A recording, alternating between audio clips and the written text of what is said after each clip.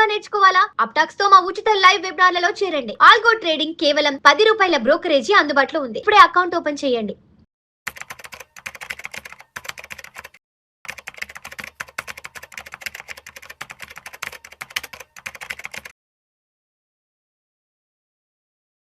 నమస్తే, welcome to Suman TV. నేను విష్ణు. ప్రస్తుతం నాతో పాటు amphi registered mutual fund distributor Madhavi Reddy గారు ఉన్నారు. మేడం గారితో మాట్లాడదాం. నమస్తే మాధవిరెడ్డి గారు. నమస్తే అండి. మాధవిరెడ్డి గారు, welcome to weekend market outlook analysis. ఒక్కసారి ఇవాళ మార్కెట్ క్లోజింగ్ ఎక్కడో చూద్దాం. ఇవాళ డేటు 29 మే, ఫ్రైడే, వీకెండ్.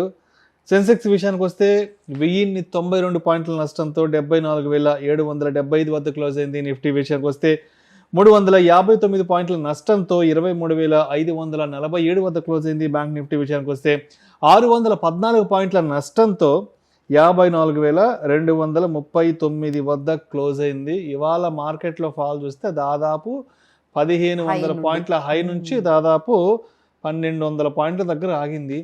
ఏంటి వీకెండ్లో మార్కెట్లు మరి ఇంత తీవ్రమైన నష్టాలను ఫేస్ చేస్తున్నాయి? సో మార్కెట్స్ అయితే ఈ రోజు మనం చూసుకున్నట్లయితే నెగిటివ్గా అయితే స్టార్ట్ అవ్వలేదండి. ఎందుకంటే అబ్సల్యూట్లీ పాజిటివ్గా స్టార్ట్ అయ్యాయి.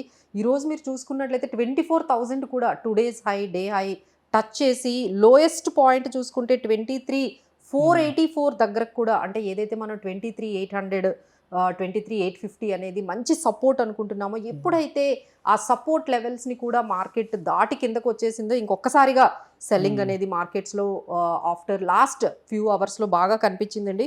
ఫైనల్గా 23,547 దగ్గర, అంటే టూ మచ్ ఆఫ్ వాల్టిలిటీ. మీరు అన్నట్టుగా మన హై నుండి చూసుకుంటే 1,500 పాయింట్స్ అనేది డౌన్లో ఉంది. దీని అంతటికీ కారణం ఏంటంటే ఈ లాస్ట్ 1-2 అవర్స్లో బ్రీఫింగ్ అనేది ఇరాన్ వాళ్ళు బ్రీఫింగ్ అనేది ఒకటి ఇచ్చారు. పీస్ టాక్స్లో అయితే మాత్రం చాలా అన్సర్టనిటీ కనిపిస్తుంది. మళ్ళీ అగైన్ అక్కడ మాకు ఆబ్లిగేషన్స్ కనిపిస్తున్నాయి, ఈ డీల్ అయితే ముందుకు వెళ్ళడం లేదు, నెగోషియేషన్స్ ముందుకు వెళ్ళడం లేదు అని ఎప్పుడైతే వాళ్ళు క్లారిటీ ఇచ్చారో, సో యుద్ధం అనేది ఆగిపోలేదు. అంటే ఎప్పుడైతే, అంటే మీరు థర్స్డే రోజు చూసుకున్నట్లయితే అంత పాజిటివ్ న్యూస్, అంటే నెగోషియేషన్స్ బాగా జరుగుతున్నాయి, ఒక పీస్ డీల్ అనేది జరగబోతోంది, స్ట్రేట్ ఆఫ్ హార్మోజ్ ఓపెన్ అవ్వబోతోంది, యుద్ధం ఆగిపోతుంది, ఇలా అనగానే ఒక్కసారిగా మీరు క్రూడ్ ఆయిల్ ధర కూడా 93కి వచ్చేసింది. సో ఎప్పుడైతే 93 రాగానే ఓకే, ఇంకా మార్కెట్స్ అన్నీ కూడా పాజిటివ్గా స్టార్ట్ అయ్యాయి. బట్ ఈ లాస్ట్ 1 hour 2 hours మనకు వచ్చిన లేటెస్ట్ న్యూస్ ఏంటంటే పీస్ డీల్ అనేది హాల్ట్ అయిపోయింది, పాజ్ అయిపోయింది, ముందుకు వెళ్ళట్లేదు.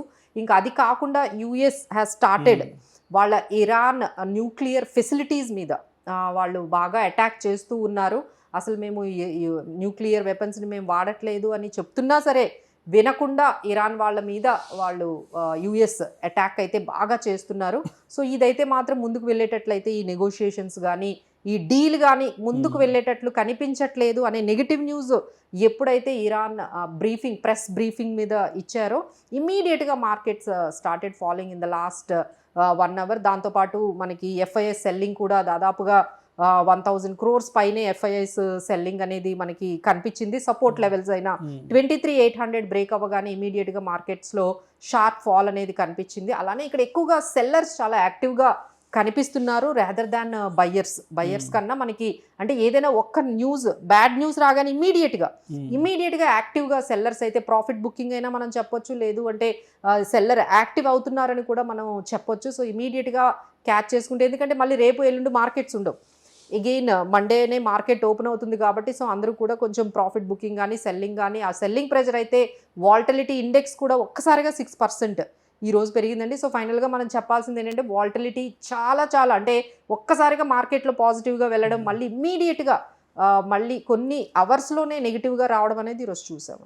ఎస్ మాధవిరెడ్డి గారు, ఎఫ్ఐలు కూడా విపరీతమైన సెల్ ఆఫ్ చేస్తున్నారు. Last 2 days back almost 1,040 crores cell of చేశారు.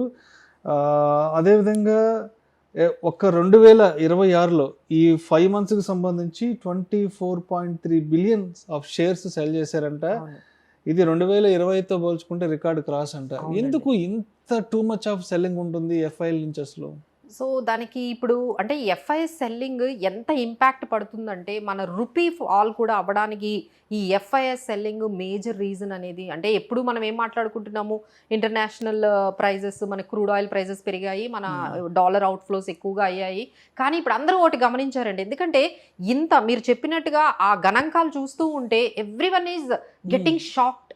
మన ఎకానమీని కూడా బాగా దాన్ని కదిలించేస్తుందండి. మన రూపీని కూడా ఈ విధంగా ఫాల్ చేస్తున్న ఈ FIS సెల్లింగ్ జరగడానికి ఫస్ట్ రీజన్ ఏంటంటే, మనం వే బ్యాక్ వాళ్ళు ఎప్పుడైతే ట్యాక్సెస్ మనకి క్యాపిటల్ గెయిన్ ట్యాక్సెస్ మనకి లాస్ట్ బడ్జెట్లో 10% నుంచి 12.5% చేశారో అప్పటి నుంచి స్టార్ట్ అయింది.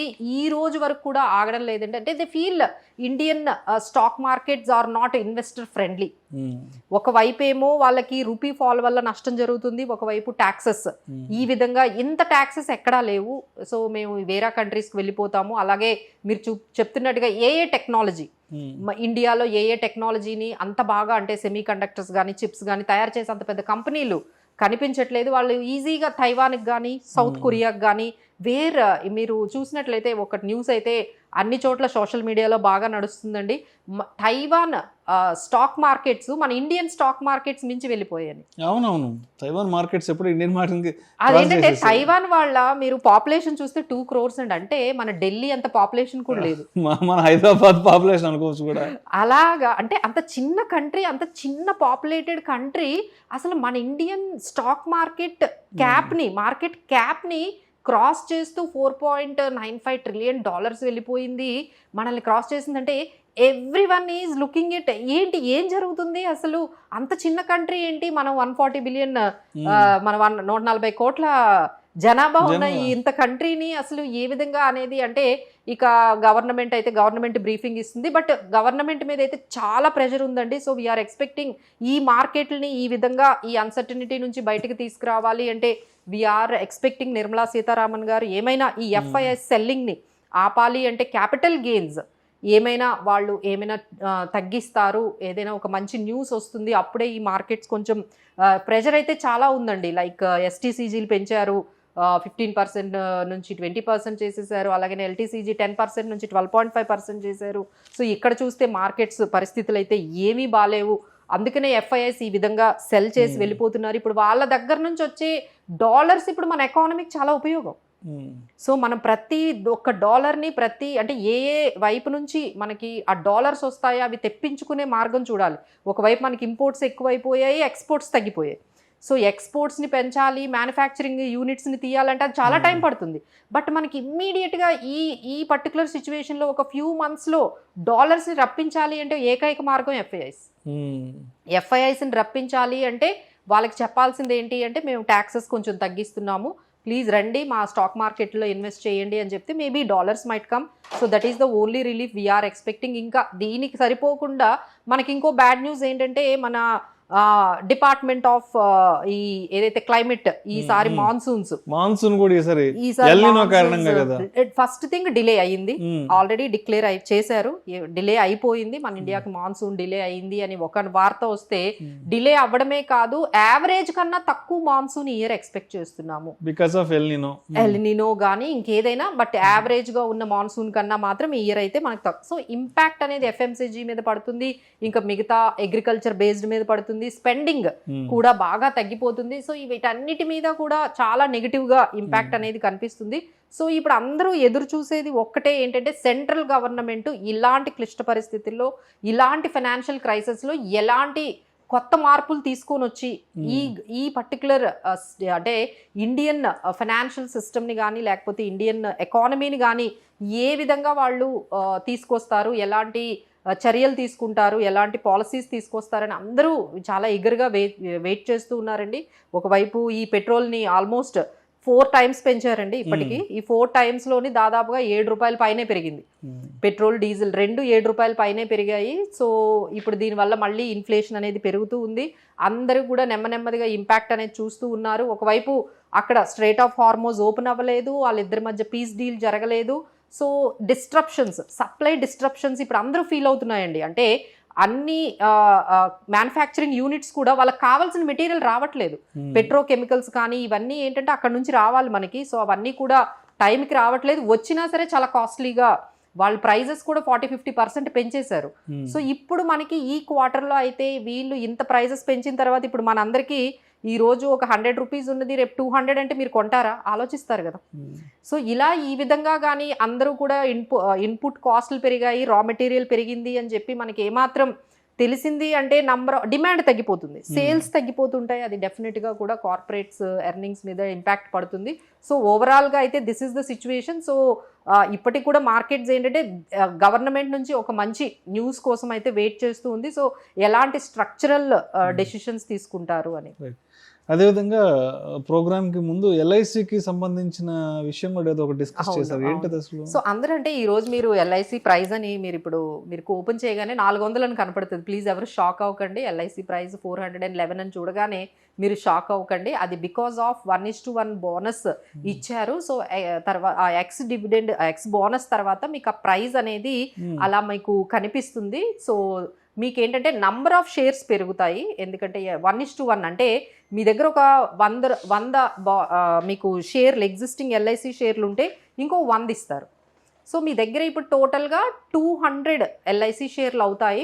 బట్ ప్రైస్ మాత్రం అంతేనండి, 411 రూపీస్ మనకి ఎల్ఐసి.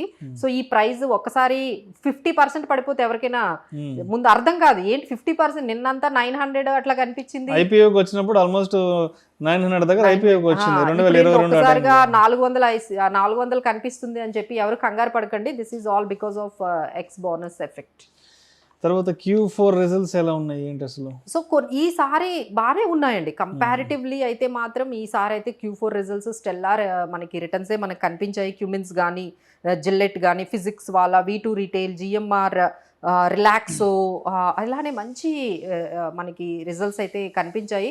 బట్ ఇప్పుడు అందరూ కూడా భయపడుతుంది ఏంటంటే నెక్స్ట్ క్వార్టర్ రిజల్ట్స్ ఈ ఇంపాక్ట్ అనేది వచ్చిన తర్వాత ఇంత స్టెల్లార్ పెర్ఫార్మెన్స్ ఏదైతే ఈ Q4లో వచ్చిన ఈ పర్టికులర్ ఎర్నింగ్స్ Q1తో కంపేర్ చేస్తున్నప్పుడు చాలా వరకు కొంచెం ఇంపాక్ట్ కనిపించేటట్టుగా అందరూ కూడా వర్రీ అవుతూ ఉన్నారండి. But still we need to wait. But దీనికన్నా ఇంకోటి ఏంటంటే ఈ రోజు మార్కెట్ ఇంత వాల్టిలిటీ రావడానికి కొంచెం ఇండెక్స్ లో కొన్ని చేంజెస్ వచ్చాయి. ఇండెక్స్ అంటే మన నిఫ్టీ 50లో కొన్ని 4 కంపెనీలని ఆ ఇండెక్స్ నుంచి తీసేసి కొన్ని 4 కంపెనీలని యాడ్ చేశారండి. సో దానివల్ల కూడా అంటే ఫెడరల్ బ్యాంక్, MCX, నాల్కో, తర్వాత ఇండియన్ బ్యాంక్, ఇవి 4 మీకు ఇండెక్స్లో యాడ్ చేశారండి. అలానే Hyundai Motors, Jubilant foods and RVNL, Kalyan jewellers వీటిని ఇండెక్స్ నుంచి తీసేశారు.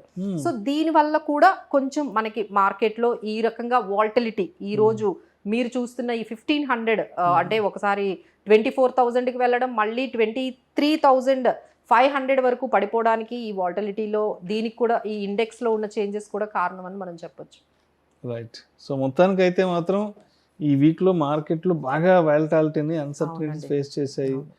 అండ్ ఇంకొక 1-2 డేస్లో జూన్లో కూడా అడుగు పెడుతున్నాం కాబట్టి ఏంటి అంటే జూన్ నుంచి ఏమన్నా పాజిటివ్స్ ఏమైనా ఉన్నాయా, మార్కెట్లకి పనికి వచ్చే పాజిటివ్స్ ఏమైనా ఉన్నాయా? So there is only one thing అండి, ఎందుకంటే దాదాపుగా పెద్ద కంపెనీల రిజల్ట్స్ కూడా అయిపోతూ ఉన్నాయి, కార్పొరేట్ రిజల్ట్స్ కూడా మ్యాక్సిమం మనకి అయిపోతూ ఉన్నాయి. So every one is eyeing on only one thing, that is crude oil prices. Crude oil prices అంటే మీకు వాళ్ళిద్దరూ యుద్ధం చేసుకొనివ్వండి, US, ఇరాన్ యుద్ధం చేసుకొనివ్వండి, ఏమైనా అవ్వనివ్వండి, బట్ మనకి కానీ క్రూడ్ ఆయిల్ ప్రైజెస్ $90, $80 to $90కి కానీ వచ్చి చాలా రోజులు, అంటే ఇప్పుడు ఏమవుతుందంటే వస్తుందండి, ఈ రోజు కూడా $93, $92కి వచ్చింది, బట్ అగైన్ అది $110కి వెళ్ళిపోతుంది. ఇలా కాకుండా ఎప్పుడైతే ఈ క్రూడ్ ఆయిల్ ధరలు $80 నుంచి $90, $80 to $90 మధ్య కానీ సెటిల్ అవుతాయో మనకి అప్పటి నుంచి కొంచెం మన ఎకానమీకి కానీ మన స్టాక్ మార్కెట్స్ కానీ మంచి రోజులు వచ్చే అవకాశం ఉంటుంది. సో ఈ రోజుల్లో ఇప్పుడు ప్రతి ఒక్కరూ చూడాల్సింది క్రూడ్ ఆయిల్ ప్రైజెస్ ఏ విధంగా ఉన్నాయి, అది బిలో 90 ఉంటే పాజిటివ్ అని అనుకోవాలండి. అలానే మన రూపీ ఇప్పుడైతే 96 నుంచి మళ్ళీ దాన్ని 95.57 వరకు తీసుకొచ్చారు. సో ఈ రూపీ డిప్రిసియేషన్ కూడా ఏ విధంగా గవర్నమెంట్ ఆపబోతుంది, ఈ స్వాప్ అంటున్నారు, అంటే డాలర్స్కి రూపీకి మధ్య స్వాప్ అనే ఒక అరేంజ్మెంట్ అనేది జరుగుతోంది. సో దానివల్ల ఎంతవరకు రిలీఫ్ వస్తుందో అది కూడా గమనించాలి. ఇంకా ఈ మాన్సూన్స్ ఏ మాత్రం కొంచెం రిలీఫ్గా కొంచెం టైంకి కానీ వచ్చినట్లయితే, ఎక్స్పెక్ట్ చేసిన దానికన్నా కొంచెం బెటర్ మాన్సూన్స్ కానీ వచ్చినట్లయితే that could be A relief. So ఇలా ఈ 4-5 అంశాల మీద అయితే ఇప్పుడు మనకి కంప్లీట్గా డిపెండ్ అయి ఉందండి. లైక్ క్రూడ్, లైక్ మనకి ఈ రూపీ అండ్ ఈ ఏదైతే మనం ఎక్స్పెక్ట్ చేస్తున్నామో ఇలాంటి పరిస్థితులు ఉంటే కంపల్సరీ FM ఏమంటున్నారంటే మేము ఆలోచిస్తాము, ఈ క్యాపిటల్ గెయిన్స్ ట్యాక్స్ మీద మేము ఒక నిర్ణయం తీసుకుంటామని చెప్తూ ఉన్నారు. సో దాని మీద కానీ న్యూస్ వచ్చిందంటే పాజిటివే కదండి, markets will get positive. So this is the only hope for this time being. Thank you so much Madhavi Reddy గారు. ఈ గడిచిన వారం అంతా కూడా మార్కెట్లో ఏం జరిగింది అండ్ రాబోయే వారం మార్కెట్లో ఎలా ఉండొచ్చు అన్న దాని గురించి చాలా చక్కగా తెలియజేశారు. థ్యాంక్ యూ సో మచ్ అండి.